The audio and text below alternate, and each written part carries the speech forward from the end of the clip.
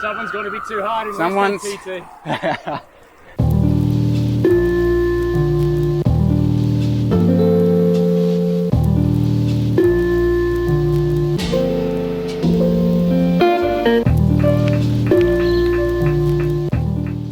Honestly, I just don't know how this always happens.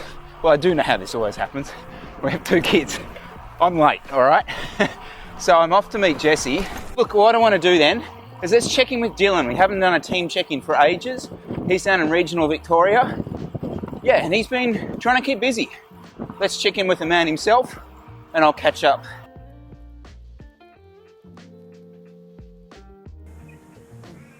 G'day sports fans, it's Dylan checking in from sunny Castlemaine here. Just going to give you a little update on what I've been doing during these COVID times. I'm working 3 days a week, the bike shop's still open, and thankfully in Castlemaine we're so much better off than the guys in Melbourne are. So over the last, I guess 3 months now, my motivation sort of ebbed and flowed, as Carlton Kirby would like to say. Suffered a real slump in motivation early on in the sort of lockdown and the pandemic. Sort of during the depths of winter, it was pretty crappy. I didn't really want to get out on the bike because it was cold. Just treated it like a job and clocked on, went out, got it done. And I'm glad I did now because now it's warmed up. I'm fit enough that I can enjoy being out bike riding. Previously to this, I was really externally focused. Every time I was out training, I was like, this is my next race, this is why I'm doing these efforts. I don't know when the next race is, but I certainly enjoy watching my CTL go up. I got some KOM hunting that I want to get stuck into, but that's going to be like a proper project because it's a hard KOM. I figured after so much doom and gloom earlier on, I should probably sign off on my little video update on a bit more of a positive note. I've done 3 out of the 4 strengthies so far, and each time the power's got higher, so sort of riding into it a little bit, which is quite nice. And it's one of those days where I got just music going, listening to the playlist Hard With Style. If you haven't heard it, where have you been? Like, get on it, seriously. So yeah, listening to Hard With Style and just just getting the effort done without having to put in too much mental energy, which is always nice. So I'm gonna get the last one done, head home, and get a feed into me. So that's sayonara from me. Over and out.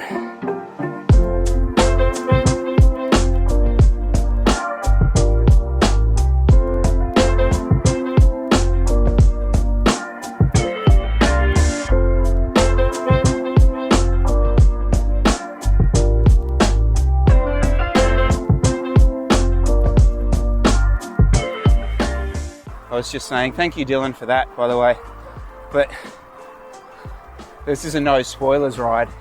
Problem was, I just flipped the news on quickly before leaving, and the second I flicked it on, I saw our boy crossing the line. Our boy Jesse was swapping off with back in February. Here for on Saturday, the Kuna Sundays. Quick shout to everyone out here, saying good morning. Went past one person, they were just doing those Akunas again, and went past the guy and he shouts, "It's just like in the videos!" Except you couldn't see my face. So JC, a bit of a race yesterday. So quick rundown.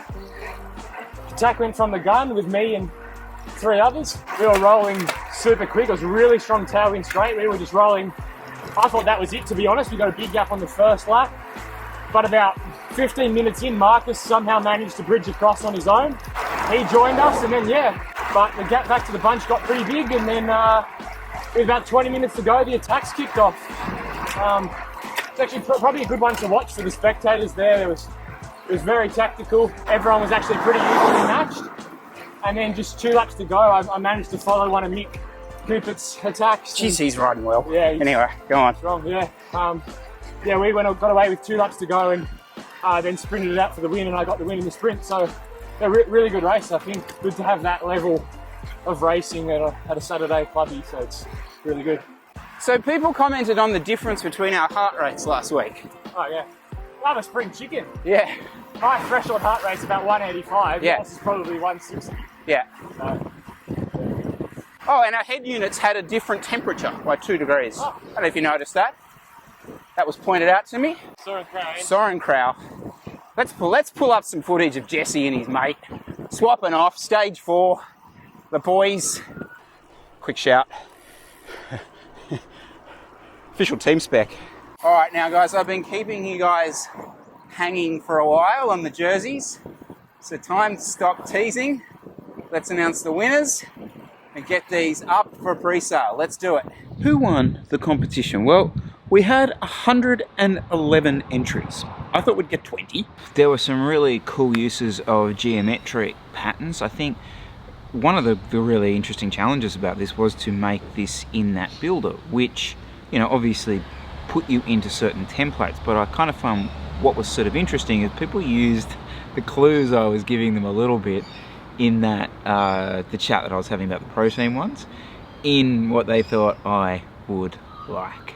It kind of seems appropriate to use this phrase this week, and the winner is Sydney. No, the winner is Melbourne, and the winner is Brian Burke from Melbourne with, well, this design that he sent us using the colorways that really are ours. He's managed to also incorporate he's used the builder really cleverly actually on the sleeve to replicate, well, the stripes across our chest. And it was a big thing that came across from all the designs is you guys really want to replicate the current kit in some way. And so look, the winner, there's no sort of massive like ethos to why he chose the winner. It's more that, well, I kind of really like the look of the jersey and I think you'll like it too, and I think you'd be proud to ride it. I'm going to be proud to ride it, and well, that's really all. That can be all, can't it?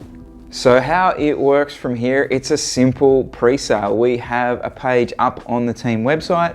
Jump on there, choose your size, and well, away you go. If you have any questions about this jersey, do fire us an email or pop a comment below. But it is pretty simple. It's a Rapha Protein midweight jersey. A lot of the details about that specific jersey are available on their website, and I'll put those links below. And there's also actually some reviews out there into specifically this jersey to give you an idea of the fit and all that kind of stuff. Again, I'll put those links below. The jersey will retail for $1.99 plus shipping. Domestically in Australia, it's going to be around $8. Yeah, we are going to offer it internationally as well, but the shipping will increase around the world. Look, guys, our goal here is to not make money from this.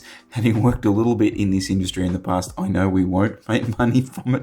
But look, if we do turn a profit from this, what we will do is offer it up as a charity, and we will discuss that with you at a later time. We do have a men's and a women's sizing. There are a minimum requirements in terms of quantities, which I think is 5 or 10. So I'm really hopeful it will have more than that, and more than that in both a men's and a women. We will run this until the end of September.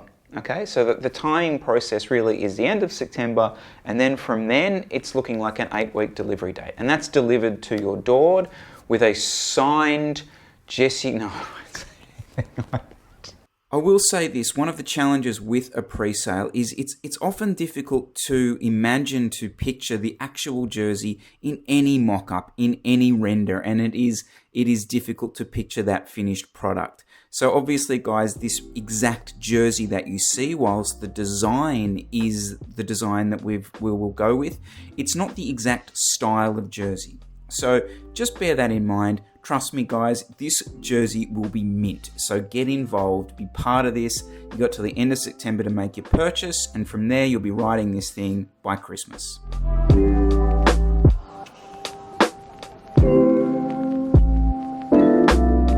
So we have a Zoom chat with the guys in the team this evening, and this whole process has, well, the jersey process, all this kind of thing, has me really thinking that I've been quite remiss recently talking about, well, the guys in the team, like the ethos of the team, all that kind of stuff. And it's something that I do want to kind of cover because it's interesting. I'm asked all the time when I'm out on the bike, like, how's things going with the team? And my answer is always like a logistics-based answer, like it's, you know, oh, this race, that race, blah, blah, blah. Like, one of the things we really want to build in this cycling team is it to not be a cycling team. I want it to be a team sport. Like, that's obviously the background that Luke and I both have. We want that to sort of come through in this team. And a cycling team is already a weird dynamic. I mean, You're already looking at individual sportsmen being thrown together to work for a team. And at an amateur level, man, it's another strange dynamic because, you know, at World Tour, guys are being paid. It's their job to be teammates, not at our level. So you need to find other things to build team, to build culture on. And a lot of that is shared experience. So, you know, you've all seen it, you know, remember that horrible day at blah, blah, blah, where so-and-so did, that's what can really bind a team. And without that shared experience, it's very difficult to build that culture. So I do want to go into that with you. First part of that is I want to talk about the riders. I want to talk about what makes a NERO rider. I know that sounds lame. It's not an easy question to answer because with some teams it's really easy. Like, there are domestic teams that, you know, they're all about results. They're just about podiums, winning. Team is chosen purely based on, you know, let's say the 20 guys with the highest watts per kilo, put them all in a team, you'll win heaps, which is great, like pure elite, no issues with that, fantastic. Then you've got teams that are junior development, really obviously have age limits on teams, pure junior development, fantastic. And you have like the other category I sort of call the mates on bikes teams. Again, nothing better, fantastic. But what are we? Well, firstly, it's very much about the individuals in that team and about opportunity. And that's a word I really stress with the guys a lot. Okay, I'll be honest, like the individuals in the team they're quirky. Like, I'm not talking about just choosing guys who are like washed up and need another sudden case study, but a little bit different. I've got something else, got a little X factor, got maybe a chip on the shoulder, maybe missed that state selection that would have been the gateway, you know, that kind of thing. But I suppose bigger than that, and taking a more of a helicopter view, to use a phrase I really don't like, it's really about bike racing. And I know that sounds lame, but okay, one of the things that sort of used to really, and still does, annoy me is if someone in the team or someone calls their parents or calls their friend or something and says, oh yeah, we won the race, and the friend says, where did you come? And like the person goes, well, no, like I don't know, I pulled the brake rack, or like, there's just that, you know what I mean? There's that complete lack of understanding really about bike racing. You know, like I am completely addicted to this sport. I'm obsessed with this sport. And I'm still learning so much about this sport. I look at a sport like cricket, a 5-day sport with all those little nuances that happen in it. We clearly have some sort of understanding of that type of sport.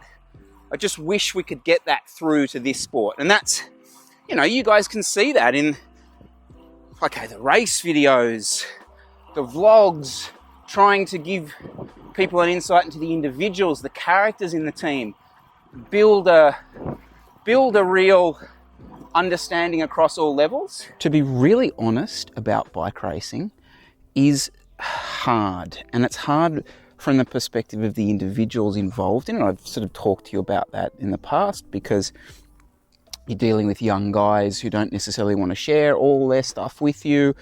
And then you've got, obviously, sponsors, how teams are funded. That can be a challenge because honesty in that space is difficult. Look at race organisers, Sun Tour stuff that happened. That's a difficult space to be honest in. So why am I saying this? Because, well, I don't actually know why I'm saying this. I think I'm just trying to be as honest with you as possible and say that this team's longevity, its success will always be based on, gauged on the honesty that we can try and get across in this space and everywhere else. And yeah. I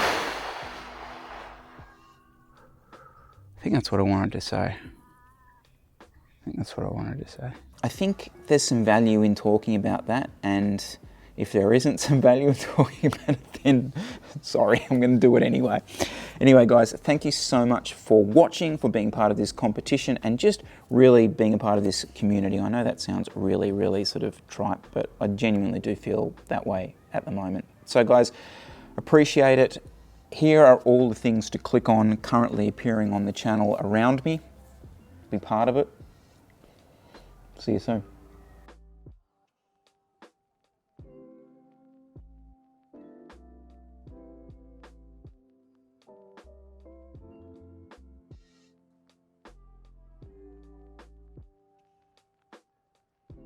How'd the TT go, guys? Yeah, good. It's good? Yeah. Fun? Yeah. That can't be good. That can't be a TT. Yeah.